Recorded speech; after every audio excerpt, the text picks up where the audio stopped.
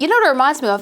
This whole trans activist movement, it reminds me of a house that's built up here, and the mortar holding all the bricks together is this activist ideology. And as we're learning that it's based on nothing, the whole thing is going to fall apart. And the problem is, sitting underneath this pile of bricks that's collapsing down are all the children who have been misled into doing the permanent surgical damage to themselves, which they will never recover, let alone emotionally recover from.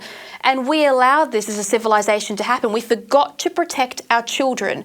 And it astonishes me that we went from progressives talking about FGM, the female genital mutilation that we imported from cultures that are not our own, and how terrible that is. And then we go and allow both boys and girls to destroy their sexual organs for life.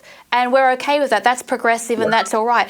I don't know how they hold these two ideas in their heads at the same time. It seems astonishing, Graham, that they can't tell the difference.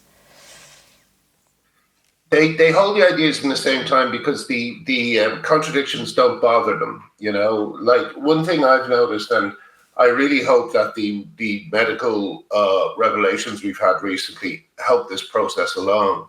But you see men, like, I will give an example, Chris Tyson, the Mr. Beast co-presenter, who's just been cancelled because he has he inappropriately messaged a young boy, I think it was, and he had all this kind of child pornography hung up in his house, you know.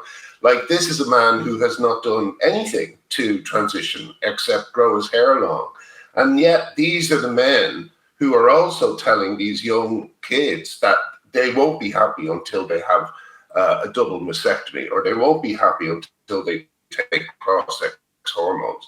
They're not doing it, you know. They're just, there's no difference in someone like him than me, except that he wears his hair long and wears women's clothes, you know. Well, so I've always found that particular aspect very shocking, that there's all these cross-dressing men who are encouraging young kids to castrate themselves, basically.